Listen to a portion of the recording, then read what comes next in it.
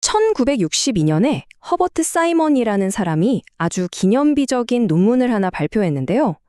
이 논문은 모든 복잡한 시스템에 공통적으로 나타나는 어떤 속성을 찾아내려고 했어요. 자, 오늘 우리는 바로 그 핵심 아이디어를 가지고 이 세상의 복잡성이 대체 어떻게 만들어지는지 그 비밀을 함께 파헤쳐보려고 합니다. 사이먼이 던졌던 가장 핵심적인 질문이 바로 이거예요. 우리 주변을 한번 둘러보세요. 살아있는 세포부터 저 멀리 은하계까지 정말 기적처럼 보이는 이 복잡한 구조들이 도대체 어떻게 존재할 수 있게 된 걸까요? 생명체, 우리 사회, 심지어 우주까지 말이죠. 이 모든 것들을 관통하는 공통점이 과연 뭘까요? 사이먼은 이 엄청난 질문에 대한 답을요, 의외로 아주 간단한 이야기 하나로 풀어냅니다. 바로 두 시계공 이야기인데요. 이 비유 안에 복잡성의 비밀을 푸는 열쇠가 딱 숨어 있습니다. 자, 이야기의 주인공은 두 명입니다. 호라, 그리고 템퍼스. 호라는 아주 현명한 시계공이고요. 반면에 템퍼스는 늘 고군분투하는 시계공이죠. 근데 이 둘의 운명을 가른 건요, 뭐 기술이 좋고 나쁘고가 아니었어요. 바로 일하는 방식, 그 자체의 차이였습니다. 여기서 진짜 중요한 점은 이 두 사람이 만드는 시계가 똑같다는 거예요. 둘 다 1000개의 부품으로 이루어진 아주 정교하고 복잡한 시계를 만들어요. 그러니까 목표도 같고 재료도 같은 거죠. 다른 건 오직 그 과정뿐이었습니다. 자, 그럼 먼저 템퍼스가 어떻게 일하는지 한번 볼까요? 이 친구는요, 1000개의 부품을 그냥 처음부터 끝까지 순서대로 하나씩 조립해요. 근데 상상해보세요. 그렇게 한참 조립하고 있는데 갑자기 전화가 울려요. 그럼 어떻게 될까요? 아슬아슬하게 쌓아올리던 그 시계가 와르르 무너져버리는 겁니다. 모든 노력이 그냥 물거품이 되고 처음부터 다시 시작해야 하는 거죠. 자, 이번엔 호라의 작업실로 한번 가볼까요? 호라는 완전히 다른, 훨씬 더 똑똑한 방식으로 이 문제에 접근합니다. 호라는요, 1000개 부품을 한 번에 조립하려고 하지 않아요. 그 대신에 10개의 부품으로 먼저 안정적인 중간 부품을 만듭니다. 이 중간 부품들은 그 자체로 이미 안정적이라서 웬만해선 무너지지 않죠. 그 다음에 이 중간 부품 10개를 모아서 더 큰 모듈을 만들고요. 마지막으로 그 모듈 10개를 착착 조립해서 시계를 완성하는 겁니다. 바로 이 지점이 핵심이에요. 호라는 중간에 방해를 받아도 전체 작업을 날려먹는 일이 없어요. 기껏해야 10개짜리 작은 부품 묶음 하나, 딱 그것만 다시 만들면 그만이거든요.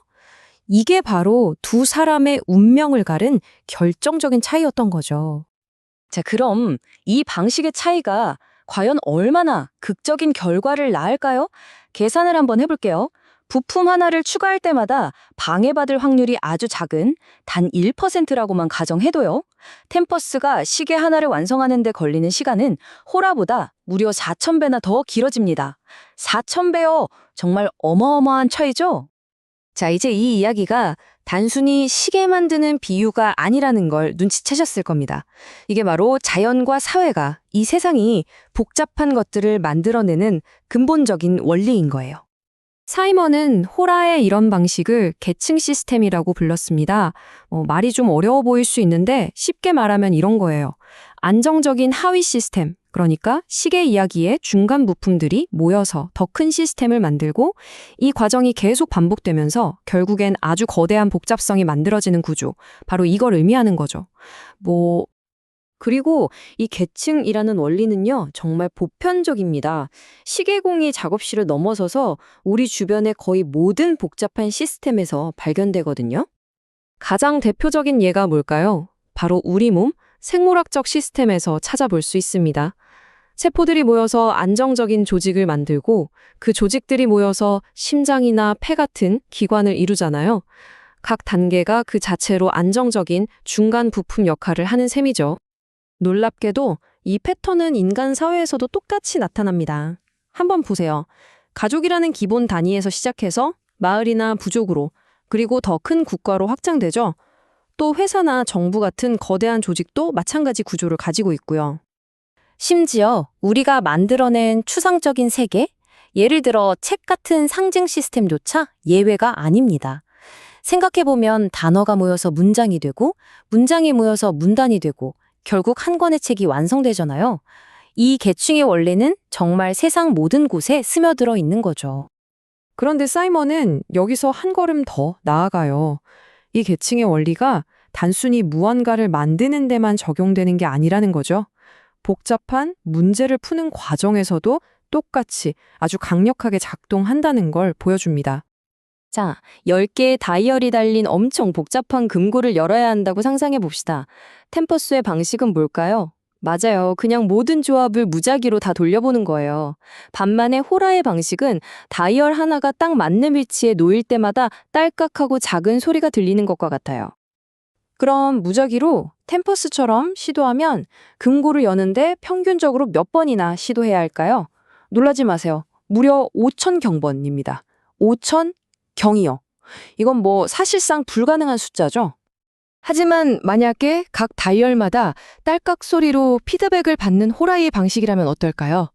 필요한 시도 횟수가 놀랍게도 단 500번으로 줄어듭니다. 불가능에 가깝던 문제가 갑자기 아주 사소한 문제로 바뀌는 순간이죠.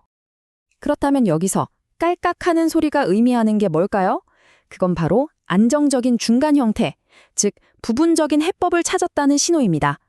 이건 아까 시계공 호리라가 만들었던 그 안정적인 중간 부품들과 정확히 똑같은 역할을 하는 거예요. 자, 이 모든 이야기를 종합해서 사이먼은 아주 심오한 결론에 도달합니다.